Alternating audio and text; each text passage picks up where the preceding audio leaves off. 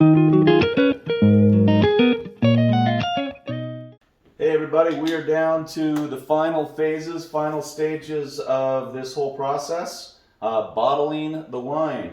We've got ourselves new wine bottles, we got ourselves corks, we got ourselves a corker, cheapest kind, just a basic one, and we've got our Merlot, it's ready to go, super dark, super clarified, ready to go. And we've also got ourselves mixed up a batch of Star San here.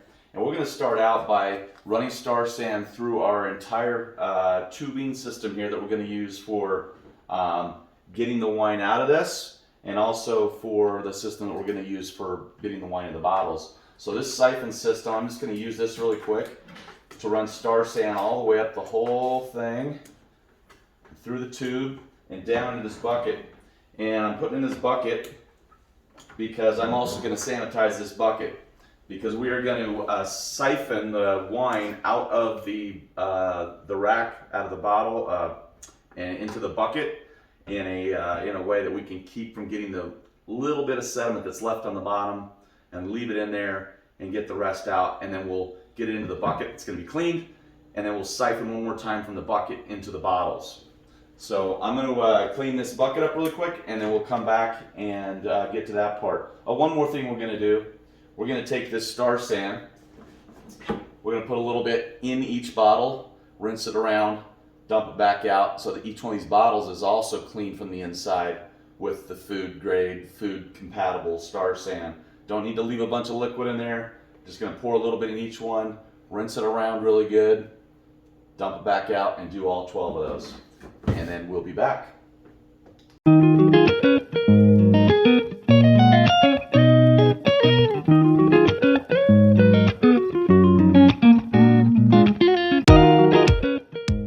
It's time to get the wine into the bucket. So I'm going to move this over really gently so as to not to disturb the sediment on the bottom. It's time to pull out this bung plug. Empty out over here on my towel, and empty out my water, put that aside. And we're going to use our siphon.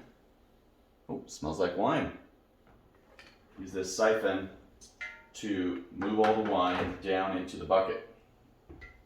So we're going to insert this so that this cap is on, which keeps you about, let's say, ½ inch above the bottom of the thing, which is exactly where this sediment line is. But it leaves a little bit of room for the wine to go through. I'm not going to put it all the way to the bottom yet, though. I'm going to start siphoning just based on sticking it in. So we're going to get a little bit of suction going. There we go. And the siphon action starts. And there's the wine. Oop. There we go. Come on now. There we go. Now the wine is just pulling on its own down into the bucket. Bring it over here so you can see it. It's just unloading right into the bucket, because it is lower than the jar, and it'll just keep going through like a blood transfusion, right down into there. And we're just going to go and go and go on this until we're down to basically the bottom of this 3 gallons.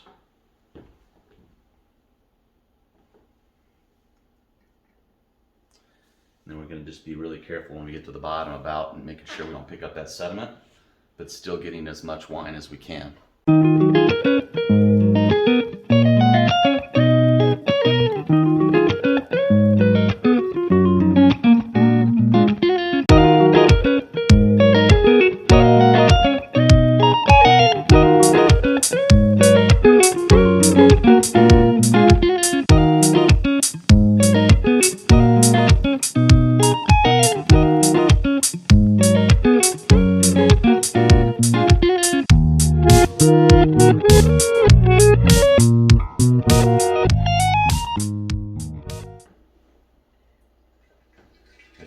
Here's where it gets tricky.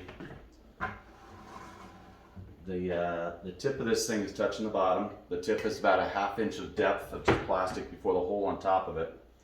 So I'm not pulling the sediment and getting the wine above it. That's about perfect. So I don't think I'm gonna have to tip the jar, I hope, to get it all.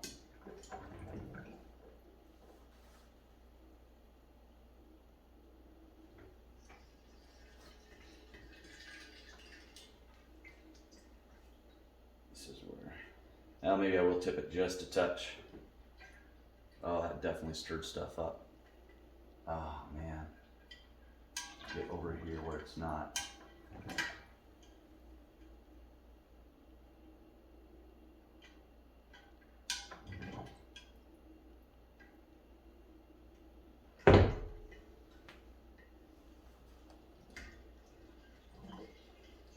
Alright, let that siphon stop.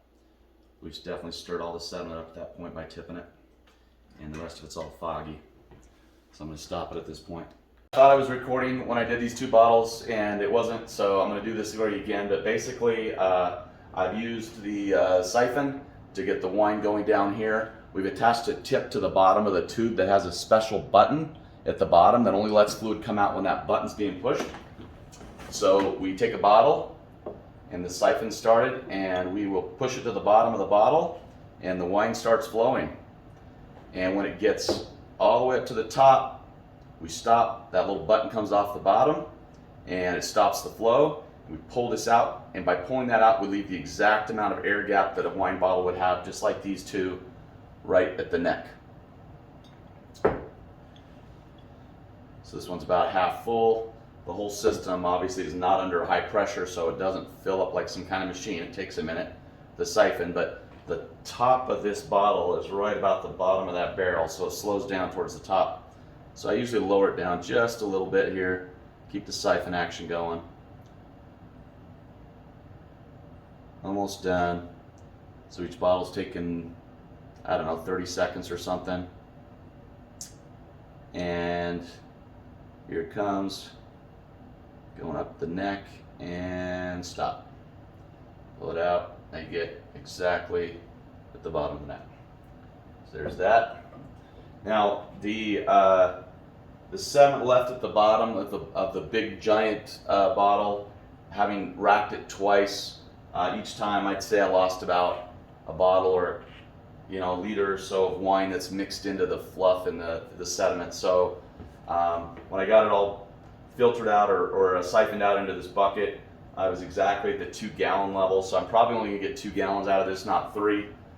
So we should see about 8 to 9 bottles worth.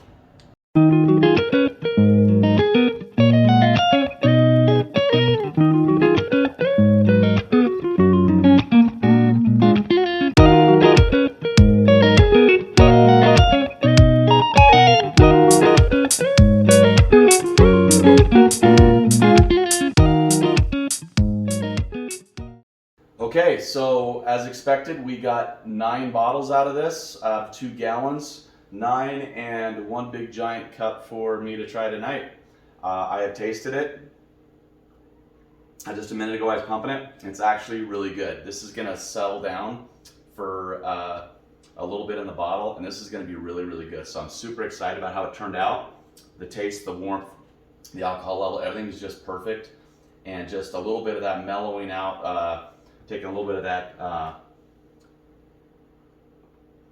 edge off of it, and this is going to be premium. So I'll see how that turns out. So with these, next thing is the corking, and I've got this kind of cheesy cheap corker that's available because I didn't want to spend too much more money than I needed until I found out that I was liking the winemaking process. So load the cork in. I'm told this one's kind of a pain in the butt, but we will see.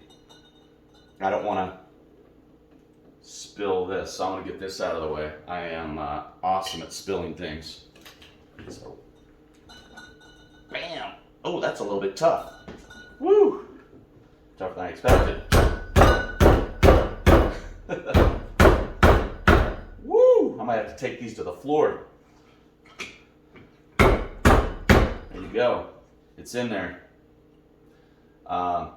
The gas at the top, this needs to be up for at least 24 hours. Let any gas at the top that's developing off of this to kind of slowly escape, and let this seal. Then you store them on their side, so the wetness keeps the cork wet and it stays expanded. and sealed as well. So this is just a little plunger, push that down in there. Not so easy with one hand. I'm going to take these to the floor and two-hand them here and get them in. But that's all it takes. So that's part 4. Probably come back with a part 5 in a month or so, crack them open, try them out, do some labeling and that kind of stuff. But it worked out really well. The flavor's great. And other than like a couple things I learned along the way, like having a longer tube and putting a little bit of water in that bung plug and all of that, everything went just as described, just as I learned, and the what came out of it looks really well. So I'm excited about it.